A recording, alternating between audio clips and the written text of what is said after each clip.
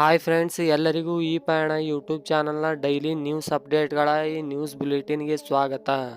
ಈ ವಿಡಿಯೋದಲ್ಲಿ ಡೈಲಿ ಆಗಿರುವ ಎಲ್ಲ ನ್ಯೂಸ್ಗಳನ್ನು ಒಂದೇ ವಿಡಿಯೋದಲ್ಲಿ ಕವರ್ ಮಾಡಲಾಗುತ್ತೆ. ಅದಕ್ಕೆ ತಾವುಗಳು ಈ ವಿಡಿಯೋವನ್ನು ಎಂಡ್ವರೆಗೆ ನೋಡಿ. ಹಾಗೆ ನಿಮಗೇನಾದರೂ ಈ ವಿಡಿಯೋ ಇಷ್ಟವಾದರೆ ಮಾತ್ರ ಈ ವಿಡಿಯೋನು ಲೈಕ್ ಮಾಡಿ. ಇದೇ ರೀತಿಯ ಹೊಸ ಹೊಸ ವಿಡಿಯೋಗಾಗಿ ನಮ್ಮ ಚಾನಲ್ನು ಸಬ್ಸ್ಕ್ರೈಬ್ ಮಾಡಿಕೊಳ್ಳಿ. ತಾವುಗಳು ಎಲ್ಲ ವಿಡಿಯೋ ನೋಡ್ತಾ ಇದ್ದೀರಾ ಹೊರತು ಯಾರೂ ಕೂಡ ಸಬ್ಸ್ಕ್ರೈಬ್ ಮಾಡ್ಕೋತಾ ಇಲ್ಲ. ಪ್ಲೀಸ್ ಸಬ್ಸ್ಕ್ರೈಬ್ ಮಾಡ್ಕೊಳ್ಳಿ. ಲಾಲೂ ಪ್ರಸಾದ್ ಯಾದವ್ರ ಕುಟುಂಬದಲ್ಲಿ ಬಿರುಗಾಳಿ ಎದ್ದಿದೆ ಅಂತ ಹೇಳ್ಬಹುದು. ಲಾಲೂ ಪ್ರಸಾದ್ ಯಾದವ್ರ ಆರ್ಜೆಡಿ ಪಕ್ಷದಿಂದ ಅವರ ಹಿರಿಯ ಮಗನನ್ನು ಉಚ್ಚಾಟನೆ ಮಾಡಲಾಗಿದೆ ಎಂದು. ತೇಜ್ ಪ್ರತಾಪ್ ಯಾದವ್ ಅವರು ಮತ್ತೊಂದು ಮದುವೆ ಆಗಿದ್ದಾರೆ ಎನ್ನುವ ಸುದ್ದಿ ಮೊನ್ನೆಯಿಂದ ಬಿಹಾರದ ರಾಜಕೀಯದಲ್ಲಿ ಬಿರುಗಾಳಿ ಎಬ್ಬಿಸಿದೆ. ಹಾಗೆ ರಾಜಕೀಯದ ಜೊತೆಗೆ ಲಾಲೂ ಪ್ರಸಾದ್ ಯಾದವ್ರ ಕುಟುಂಬದಲ್ಲಿಯೂ ಕೂಡ ಬಿರುಗಾಳಿ ಎಬ್ಬಿಸಿದೆ ಅಂತ ಹೇಳ್ಬಹುದು.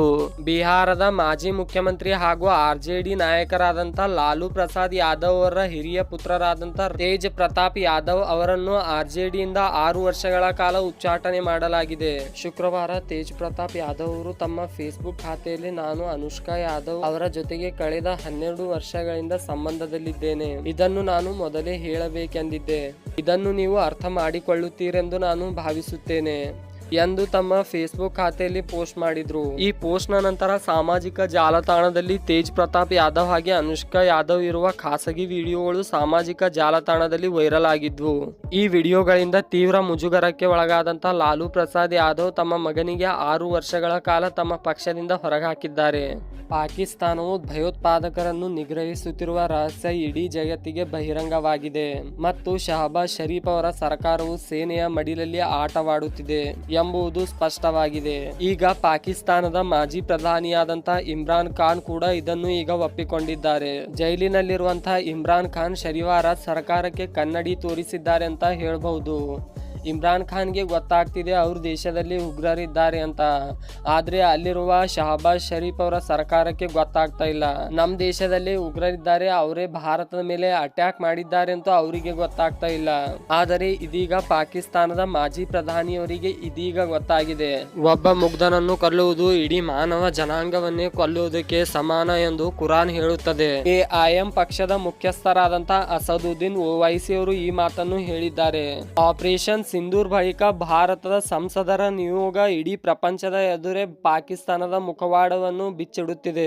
ಬಿಜೆಪಿ ಸಂಸದರಾದಂತಹ ಬೈಜಯಂತ್ ಪಾಂಡಾ ಅವರ ನೇತೃತ್ವದ ಸಂಸದರ ತಂಡ ಬಹ್ರೇನ್ ತಲುಪಿದೆ. ಈ ಸಮಯದಲ್ಲಿ ಅಸದುದ್ದೀನ್ ಓವೈಸಿ ಅವರು ಪಾಕಿಸ್ತಾನಕ್ಕೆ ಈ ರೀತಿಯ ಟೀಕೆ ಮಾಡಿದ್ದಾರೆ.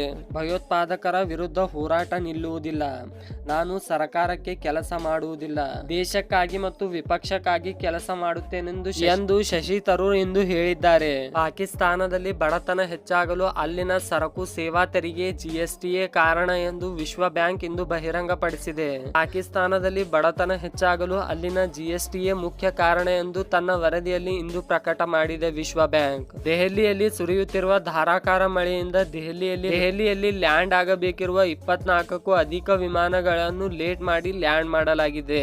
ಹಾಗೆ ಅವುಗಳನ್ನು ಬೇರೆ ಜಾಗಕ್ಕೆ ಸ್ಥಳಾಂತರ ಮಾಡಲಾಗಿದೆ ಎಂದು ಹೇಳಲಾಗ್ತಾ ಇದೆ. ಇಂದು ಎನ್ಡಿಎ ಸಭೆಯಲ್ಲಿ ಸಶಸ್ತ್ರ ಪಡೆಗಳ ಶೌರ್ಯವನ್ನು ಮೋದಿ ನಾಯಕತ್ವ ಶ್ಲಾಘಿಸುವ ನಿರ್ಣಯವನ್ನು ಅಂಗೀಕಾರ ಮಾಡಿದ್ದಾರೆ. ಈ ಎನ್ಡಿಎ ಸಭೆಯಲ್ಲಿ ಇಂದು 14 ರಾಜ್ಯಗಳ ಮುಖ್ಯಮಂತ್ರಿ ಹಾಗೆ ಉಪಮುಖ್ಯಮಂತ್ರಿಗಳು ಭಾಗಿಯಾಗಿ ಈ ನಿರ್ಣಯವನ್ನು ಅಂಗೀಕಾರ ಮಾಡಿದ್ದಾರೆಂದು ಹೇಳಲಾಗ್ತಾ ಇದೆ. ಕಾಶ್ಮೀರದ ಪಹಲ್ಗಾಮ್ ಭಯೋತ್ಪಾದಕರ ದಾಳಿಯಲ್ಲಿ ಮೃತರಾದಂತಹ ಮಂಜುನಾಥ್ ರಾವ್ ಅವರ ನಿವಾಸಕ್ಕೆ ಅಸ್ಸಾಂನ ಕೈಗಾರಿಕಾ ಸಚಿವರಾದಂತಹ ಹಿಮಲ್ ಬೋರಾ ಅವರು ಭೇಟಿ ನೀಡಿ ಕುಟುಂಬಕ್ಕೆ ಸಾಂತ್ವನ ಹೇಳಿದ್ರು. ಹಾಗೆ ಆ ಕುಟುಂಬಕ್ಕೆ 5 ಲಕ್ಷ ರೂಪಾಯಿಯ ಚೆಕ್ ಅನ್ನು ನೀಡಿದ್ರು.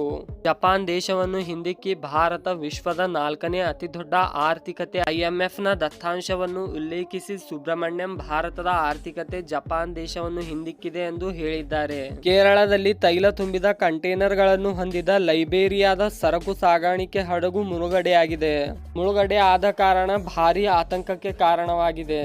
ಮುಳುಗಡೆ ಆಗುತ್ತಿರುವ ಹಡಗನ್ನು ಭಾರತದ ಕೋಸ್ಟ್ ಗಾರ್ಡ್ ರಕ್ಷಣೆ ಮಾಡಿ 24ಕ್ಕೂ ಹೆಚ್ಚು ಸಿಬ್ಬಂದಿಗಳನ್ನು ಹಡಗಿನಿಂದ ಹೊರಗೆ ತಂದಿದ್ದಾರೆಂದು ಹೇಳಲಾಗ್ತಾ ಇದೆ.